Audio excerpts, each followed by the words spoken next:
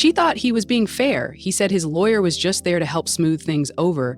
But what she didn't realize until it was too late was that trusting his lawyer cost her everything: her savings, her rights, and even custody.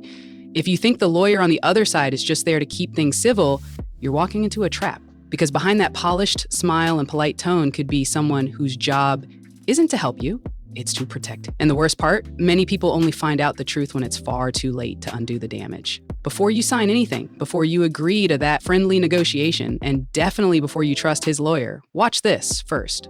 Because once you hand over that trust, you may never get it or what you've lost back. Most people assume a lawyer will play fair, especially if they're being polite, professional, and offering what sounds like neutral advice. But what many don't realize is that some lawyers are quietly operating with a massive conflict of interest, and it's legal if you don't object.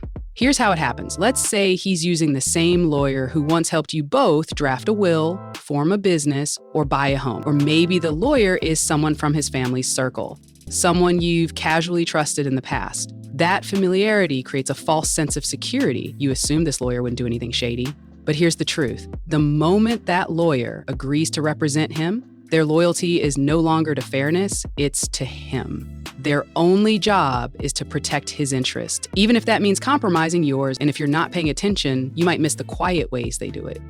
They might offer to just walk you through the paperwork or act like a neutral third party when they're not. They'll suggest quick agreements, use words like reasonable or standard, and discourage you from getting your own attorney. But those suggestions, they're not for your benefit. They're designed to close the deal fast before you realize what's really happening. What's worse, if you don't formally object or hire your own counsel, the courts often assume you're fine with the arrangement. And from that moment on, anything you say or sign could be used against you without anyone breaking the rules. That's the trap, because legally the system expects you to know better. The burden is on you to ask, who is this lawyer really working for? Are they hiding their connection to him? Are they discouraging you from getting independent advice? These subtle red flags are easy to overlook, especially when you're overwhelmed, emotional, or just trying to keep things peaceful. But ignoring them can cost you everything. So the next time a lawyer says they're just helping, stop. Ask the hard questions. And remember, if the lawyer came from his side, their loyalty probably did too. She stared at the stack of papers, flipping through them like someone reviewing a rental agreement, not realizing her future was buried in the fine print. His lawyer leaned forward, calm, persuasive. "It's just standard," he said, tapping the clause on page 5. "Nothing to worry about." That one sentence was all it took. At the time, it didn't seem like a big deal. A waiver clause about future claims, legal sounding, abstract, the kind of thing that seems irrelevant when emotions are running high and you just want it over with. But what she didn't know, what no one warned her about, is that clause would become the reason she wouldn't see another cent from him ever again. The clause waived her rights to spousal support completely. No time limit, no review, no reconsideration. Once she signed, she had legally agreed that she'd never come back for more, no matter what happened. Even if he got a raise, even if she got sick, even if she ended up with nothing, his lawyer knew exactly what he was doing. These clauses are written with surgical precision, designed to sound routine but act like a law. And because she didn't have someone truly fighting for her, she was led to believe it was harmless. She didn't realize that standard doesn't mean fair. It just means it's been used often enough that people stop asking questions. What made it worse was that she wasn't in the right headspace to catch it. After months of emotional exhaustion, late-night arguments, and feeling like a burden to her own children, she just wanted to sign, walk away, and try to move on. That desperation is exactly what lawyers count on when slipping in these kinds of clauses. And once the ink dried, it was final. There was no do-overs, no second chance. She tried to challenge it later when bills piled up, when retirement felt further away than ever, but the court pointed back to her signature: voluntary, informed, and legally binding. That's all it took. Is it the kind of mistake that doesn't hurt until it's too late? Because spousal support isn't just about money. It's about having time to rebuild, about staying afloat while adjusting to life on your own, about not being punished for years spent raising children or supporting someone else's career. Without that support, everything got harder. She delayed doctor visits. She downsized to a studio apartment. She picked up part-time work just to cover groceries at an age when she thought she'd be winding down, not starting over. And all of it traced back to that standard clause no one explained. So if you ever find yourself in a lawyer's office being handed a document and told not to worry, pause, read every word, ask questions, get your own legal advocate, because no matter how calm or friendly the other side seems, their job isn't to protect you. And if something is described as standard, remember, so is regret. It wasn't the house that hurt the most, it was what it represented. When she walked out for the last time, she didn't just leave behind walls and windows, she left behind 27 years of memories, birthdays, family dinners, the corner where the Christmas tree always went, the scrape on the doorframe from when the kids used to race through the hall. And yet, in the divorce settlement, it all vanished with one signature because she hadn't realized how fast assets could disappear when you're not prepared to fight for them. Here's the truth most people don't talk about. The house isn't always split. If he bought it before the marriage, or if it was titled in his name alone, she may have had no legal right to it.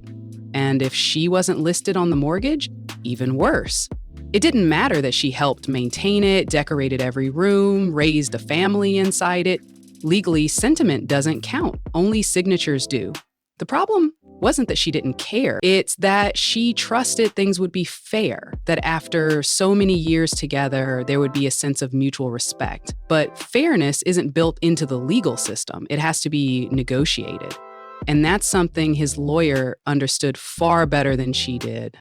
What she didn't know is that there were other options. She could have negotiated a buyout. She could have asked for a share of the home's equity. She could have even requested the house be sold and the proceeds divided, but no one told her. And without legal guidance of her own, she assumed that walking away with her name and peace of mind was enough. It wasn't. Because once the house was gone, everything else began to unravel. She moved into a rental, then another, each one smaller than the last. Rent prices went up, her savings started to drain. And every year, it got harder to stay in one place. The financial stability she thought she had built over decades disappeared in just a few months, all because she didn't know how vulnerable she really was. Looking back, she wishes someone had told her the value of getting things appraised, the importance of documenting contributions, who paid for renovations, who funded the down payment, who made the mortgage payments during tough times. Because the court doesn't care what you feel, it cares what you can prove.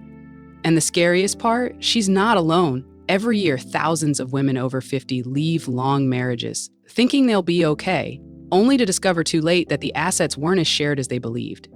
That's not just financially damaging, it's emotionally crushing. So before you greet anything, before you give up the place you've called home, ask yourself, do you truly understand what you're giving up? And more importantly, do you have someone in your corner making sure you don't walk away empty-handed?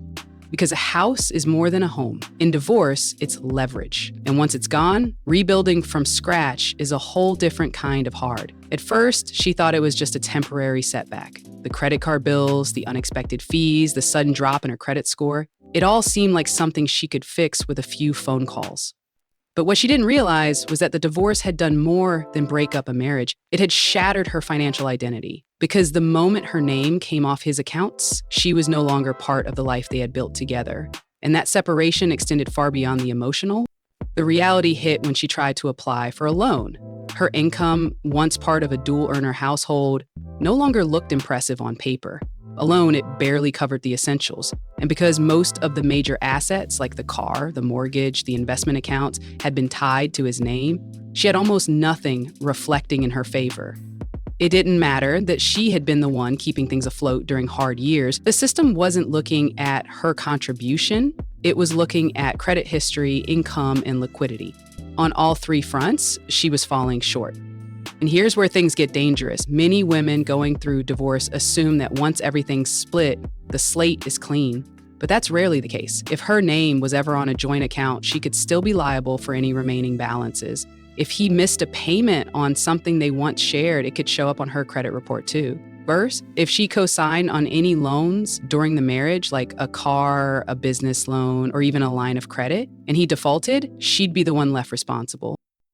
She started noticing strange charges, things she didn't recognize, and every time she called the bank, they told her the same thing. Your name is still attached, The mistake? She assumed that just because the relationship ended, so did the financial ties. But unless those accounts were formally closed, refinanced, or legally separated in the divorce decree, the risk remained quiet, invisible, and dangerous. One of the most shocking things she discovered was that her credit score had dropped nearly 100 points in less than 6 months. And not because of anything she had done wrong, but because no one told her how divorce would impact her credit profile. No one walked her through the paperwork of disentangling joint debt, removing authorized users, or freezing accounts that could still be accessed by her ex. This is where having your own legal and financial advocate makes all the difference. Not someone who just helps divide assets, but someone who understands how to protect your future. Because rebuilding credit at 50 or 60 is a completely different challenge than at 30. Lenders are stricter, budgets are tighter, and mistakes are harder to recover from. If you're going through a separation, ask yourself, have you reviewed every account with your name on it? Do you know which debts are still joint? Have you checked your credit report line by line for signs of shared liability? Because if you haven't, you may be walking straight into a financial trap that can take years to escape. She thought the divorce would give her a fresh start. What it gave her was a lesson. Financial freedom after divorce isn't automatic. It's earned step by step through vigilance and smart decisions. And the sooner you start protecting your name, your credit, and your future, the less likely you are to wake up one day wondering where it all went wrong. She never expected to lose the house, not after everything she put into it. The renovations, the family memories, the holidays spent decorating every room. In her mind, it was more than just property. It was stability. It was history. It was hers. But what the court saw was different.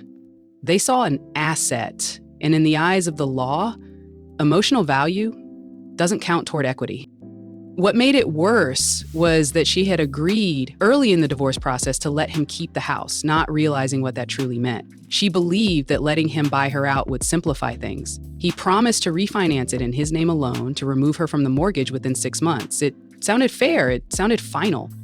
But 6 months passed, then 8, then a year, and she was still legally tied to a mortgage she didn't own for a house she no longer lived in. And this is where many people get blindsided. You assume that when the papers are signed, the process is over. But the financial system doesn't care about verbal promises or handwritten agreements. If your name is still on the loan, you're still responsible. And if he missed a payment, even once, it could impact her credit, not his. That's exactly what happened. She found out the hard way. One late mortgage payment showed up on her credit report and sent her score plummeting. When she applied for a small rental, she was denied. When she tried to finance a car, the interest rates were sky high. She felt like she was being punished for someone else's mistakes. But the truth was, she hadn't protected herself legally. She hadn't insisted on proof of refinance. She hadn't asked for a clause that would enforce it. Even more devastating, she realized that the house she had once called home had gained significant equity since the divorce. But because she agreed to the buyout early, without an independent appraisal, she missed out on tens of thousands of dollars. He had refinanced later at a higher valuation and pocketed the difference. She had walked away with what seemed like a fair number at the time, only to find out later that she'd been shortchanged. This is why having your own financial advisor, not just a lawyer, is critical. Divorce isn't just about who gets what, it's about timing, valuations, and legally enforceable protections. Without those, emotions take over, and smart people make costly decisions they can't reverse. And the home, the one thing she thought she'd fought hardest to protect, became the biggest source of regret. So if you're going through this now, don't just ask who gets the house. Ask what are the long-term implications of that decision. Ask whether you're protected if the other person fails to refinance. Ask what legal options you have if equity values change. Because once you give up your claim, you're no longer part of the equation, no matter how much heart you left behind in those walls. In the end, she didn't just lose a house, she lost leverage. She lost options. And most of all, she lost the chance to start her new life on stable ground, all because she trusted the process instead of questioning every detail. She assumed retirement savings would be enough. After all, they'd planned for years. IRA accounts, a modest pension, some mutual funds. They were supposed to carry her through the next chapter. But what no one warned her about was how quickly the math changes after divorce, especially when you're over 50, and starting over isn't just emotional, it's financial. In the beginning, she tried not to worry. She believed the split would be fair. She didn't ask for more than her share. She trusted that once everything was divided, she'd still have enough to live comfortably. But what she didn't realize was that her share came with a catch. The accounts she received were filled with pre-tax dollars. His, on the other hand, included more after-tax and liquid asset. And that small technicality made a massive difference. If she needed money, she faced penalties and taxes just to access her own funds. Meanwhile, he was pulling from cash reserves penalty-free. On paper, the split looked equal, but in practice, it was anything but. She also hadn't considered how the cost of living would change. Rent was higher than expected, health insurance, now fully her responsibility, ate into her budget every month. And because she was no longer covered under his employer plan, she had to navigate a confusing, expensive private market alone. What seemed manageable in theory became suffocating in reality. Then came the real blow, Social Security. She had spent years working part-time while raising their children, assuming their combined retirement would even things out. But in divorce, assumptions don't matter. Benefits are tied to work history, and hers wasn't enough to sustain the lifestyle she once envisioned. She learned, much too late, that she could have filed on his record, but only under certain conditions. By the time she explored that option, she no longer qualified. The window had closed. No one had told her, and no one was obligated to. What hurt most wasn't the loss of comfort, it was the loss of confidence. She went from believing she'd retire with ease to checking grocery prices, skipping travel plans, and wondering how long her money would actually last. And with inflation, even the safe numbers weren't safe anymore. Every dollar seemed to stretch less than the last. Divorce at 50 doesn't just divide assets, it divides futures. One person often gets to continue with some financial momentum, while the other starts over with fragments and penalties. And unless you have a financial advisor who specializes in gray divorce, someone who understands the unique risks and realities, it's easy to sign away options without realizing the impact. Looking back, she wishes she'd asked more questions. She wishes someone had told her to review the tax implications of each account, to consider long-term liquidity, to look beyond the headline numbers and ask, how accessible is this money really? Because what you see in a divorce agreement isn't always what you get when life starts unfolding. So if you're in this stage or approaching it, don't let vague financial optimism cloud your decisions. Every account has a story. Every dollar has a condition. And when you're 50 or older, you don't have the luxury of financial trial and error. You need clarity, you need strategy, and above all, you need to protect your future like your life depends on it. Because in many ways, it does. Looking back, the most painful part wasn't the divorce itself. It was realizing how unprepared she was for what came after. Not emotionally, but financially. The quiet assumptions she'd lived with for years about shared savings, mutual support, and a stable retirement vanished the moment the paperwork was signed. And no one had warned her. Not the lawyer, not the mediator, not even her closest friends. She didn't expect to start over at 50. She didn't plan to learn about tax codes, Social Security loopholes, or retirement penalties the hard way. But the truth is, too many women do. They trust the process, trust their ex, trust the professionals involved without realizing that every unchecked box, every uninformed signature can echo for decades. This isn't about bitterness, it's about awareness. Because once you know how easy it is to fall through the cracks, you start asking the questions that really matter. You start protecting yourself, not just from the heartbreak, but from the long-term consequences no one talks about. So if you're watching this and thinking, that could be me, let it be a wake-up call, not a warning, but a window. There's still time to get educated, still time to shift the path. Whether you're approaching divorce, already in it, or helping someone through it, don't wait for regret to teach you what planning could have prevented. Ask the hard questions, bring in a financial expert, double check what fair really means on paper. Because starting over at 50 doesn't have to be a disaster, but only if you know what to watch for. But thank you for staying with us through this story. If you learned something today, or if this sparked a new perspective, we'd love to hear from you. Share your thoughts below. It might be exactly what someone else needs to read. And if you found this helpful, don't forget to like, subscribe, and turn on the bell so you never miss a video that could help you navigate life's biggest transitions. You deserve to move forward with clarity, confidence, and control. And that starts with knowing the truths no one else is talking about until now.